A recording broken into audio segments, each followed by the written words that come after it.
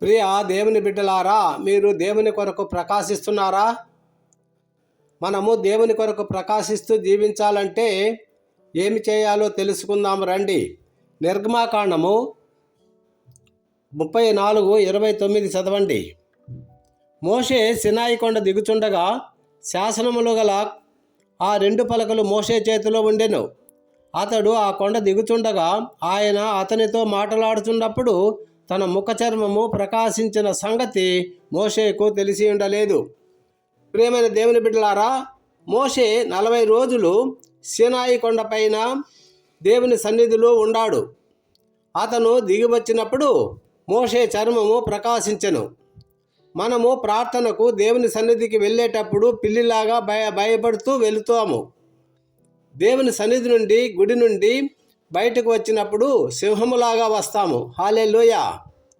ఇలానే మనము కష్టాలలో, ఇబ్బందులు, సమస్యలతో ఉన్నప్పుడు దేవుని సన్నిధిలో మొరపెట్టి ప్రార్థించినప్పుడు పరిశుద్ధాత్మ మనలను తాకి ధైర్యమునిచ్చినప్పుడు మన ముఖములు ఎనలేని ధైర్యము, సంతోషము, ఆనందము, ఉత్సాహము ఉంటూ సింహములాగా ధైర్యంగా ఉండగలం.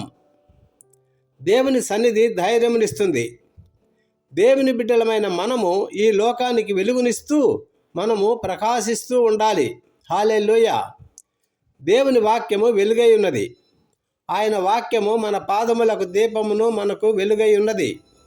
మత్తయి 17:2లో యేసు ప్రభువు కొండపైన రూపాంతరము చెందినప్పుడు ఆయన ముఖము సూర్యుని వలె ప్రకాశించెను.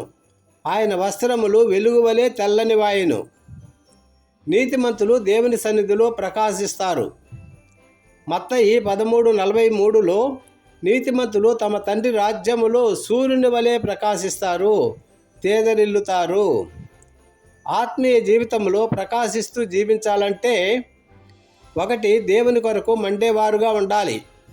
యోహాను 5:35, 2 పీటరు 1:11, యోహాను 1:7-8 చదవండి. దేవునిలో షైన్ కావాలంటే మనలో కొన్ని మండాలి. ఆత్మకి విరోధంగా మనలో ఉన్న మత్సరము, పగ, ఈర్ష్య, క్రోధము వీటిని దహించి వేయాలి. పేతురు అపోస్తలులపైకి అగ్నిజ్వాలలు వచ్చినప్పుడు వారు ఆత్మీయంగా ప్రకాశించారు. రెండవది, ఆత్మానుభవము కలిగిన వారు ప్రకాశిస్తారు.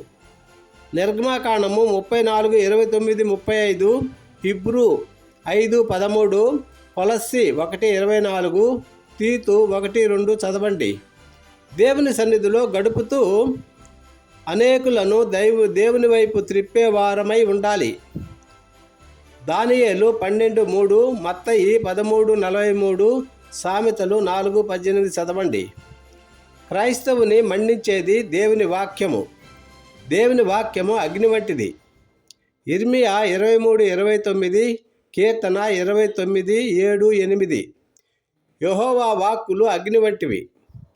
యమ్మాయి గ్రామము గుండా ఇద్దరు మాట్లాడుతూ ఉన్నప్పుడు యేసయ్య వారితో నడుస్తూ మాట్లాడుతూ ఉన్నప్పుడు వారు అంటున్నారు, ఈయన మాట్లాడుతుంటే మన గుండెలు మండుతుండటం లేదా అంటున్నారు. యేసయ్య మాటలు మండేటటువంటివి. లూకా 24:32. ప్రార్థన మండిస్తుంది. మోషే ప్రార్థించగా అతని ముఖము ప్రకాశించింది. పరిశుద్ధాత్మ మండిస్తుంది. అపోస్తల కార్యము 2. శిష్యులపైకి అగ్ని మంటలు వచ్చినప్పుడు వారు ప్రకాశించారు.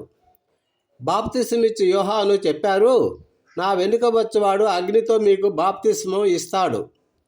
ప్రియమైన దేవుని బిడ్డలారా, మనము ఎప్పుడైతే ఎక్కువ సమయము ప్రార్థనలో, దేవుని సన్నిధిలో, విశ్వాసములో, వాక్యముతో ఉంటామో అప్పుడు మన ఆత్మీయ జీవితము ప్రకాశిస్తూ ఉంటుంది.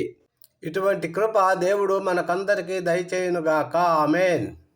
ప్రార్థన. మమ్మల్ని అతిగా ప్రేమించిన మా ప్రియ పరలోకపు తండ్రి, నీకు వేలాది వందనాలు. ప్రభువా, ఎప్పుడైతే మోషే నీ సన్నిధిలో 40 రోజులు ఎక్కువ సమయం గడిపారు, అప్పుడు ప్రభువా ఆయన ముఖము ప్రకాశించింది.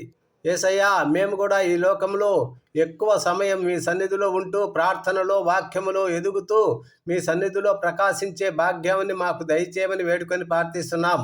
ఈ మెసేజ్ని విన్న ప్రతి కుటుంబమును దీవించండి, మీ వెలుగుతో నింపండి, వారి జీవితాలు ప్రకాశింపచేసి వారిని దీవించి ఆశీర్వదించి కరుణించి కాపాడమని యేసయ్య మధుర నామములో ప్రార్థించి పొందుకుంటున్నాం తండ్రి. Amen. Thank you Jesus. God bless you all.